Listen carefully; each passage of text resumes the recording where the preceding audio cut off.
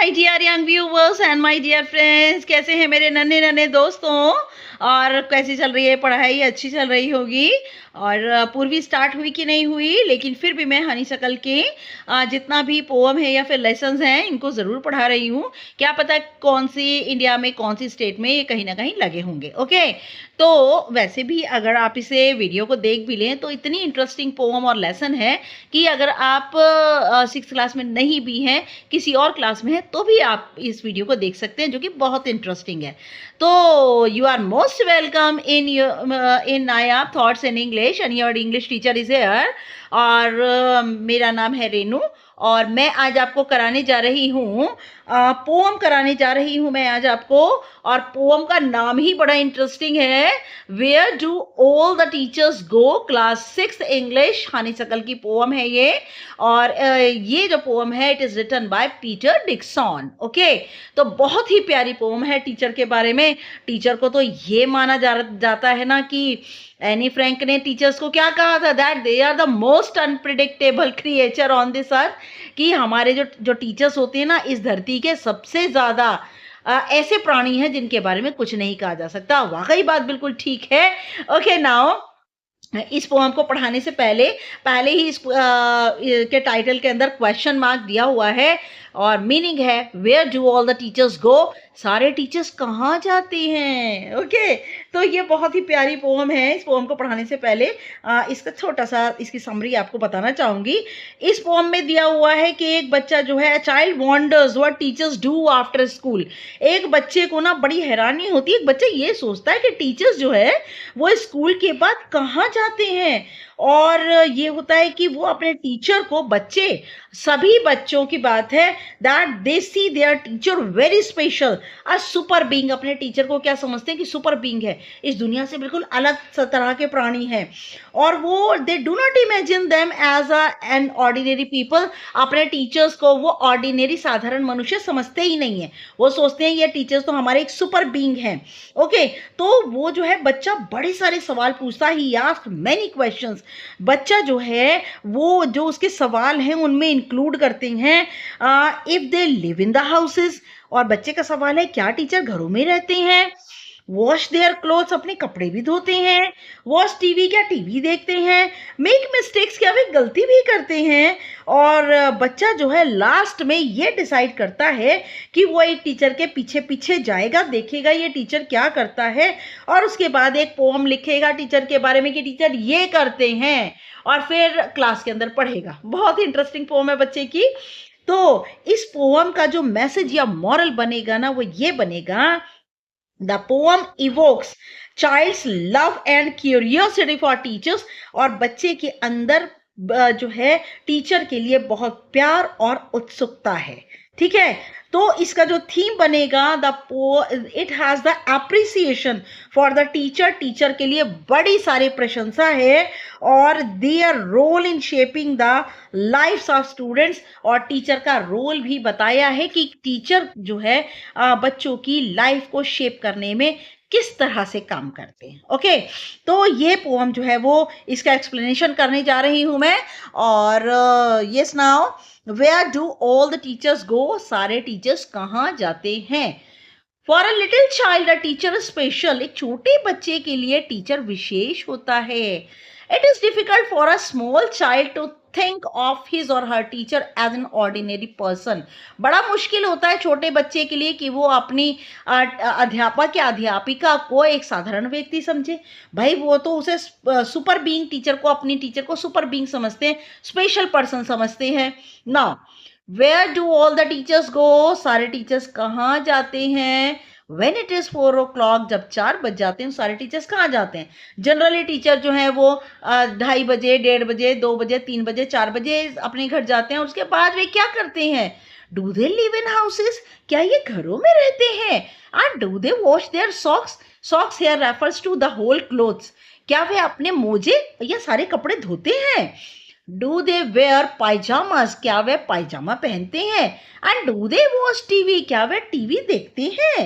And do they pick their noses, क्या वे अपनी नोजेस को हमारी तरह उठाते हैं, खड़ी करते हैं? The same as you and me, जैसा कि मैं और आप करते हैं, अपनी नाक को गुस्से में कभी उठाना, कभी ऐसे नोजी को अपनी उठाना, तो क्या वे भी ऐसा करते हैं?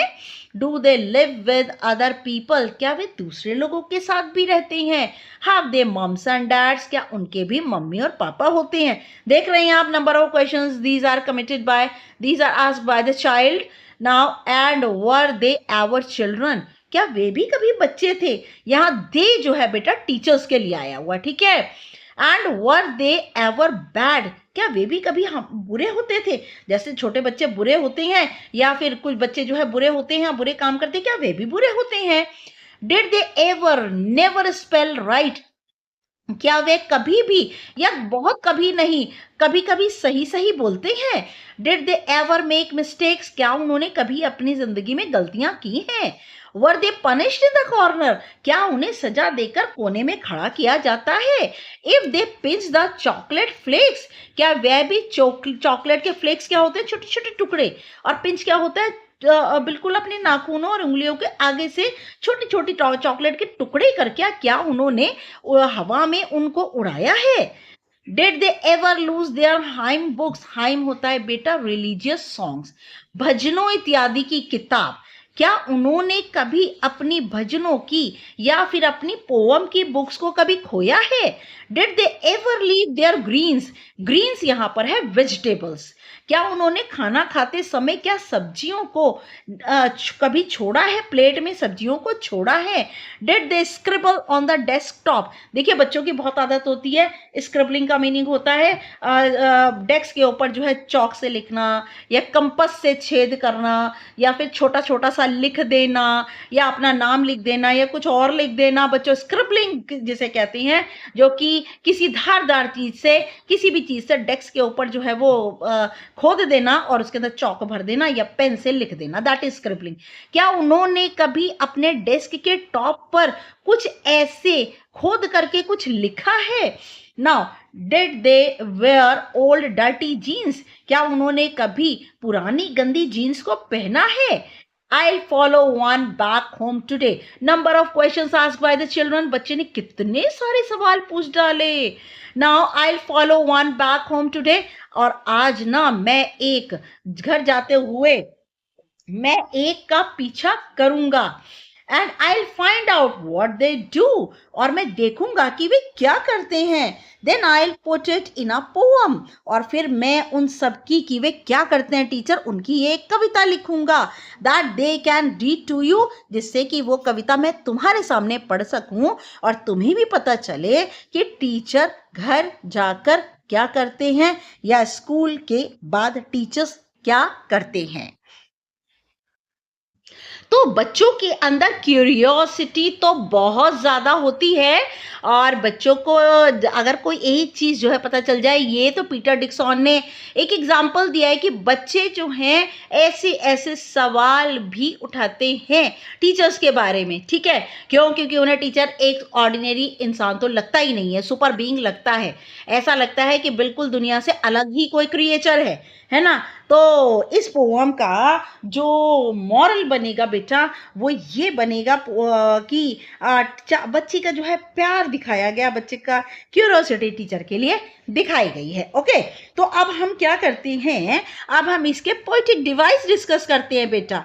देखिए आप पोएटिक डिवाइस हम डिस्कस कर रहे हैं इसके। आइए यहाँ पे देखिए, सबसे पहले तो हम यहाँ पर आ जाते हैं इसकी राइमिंग स्कीम। मैं अपना पेन ले लेती हूँ।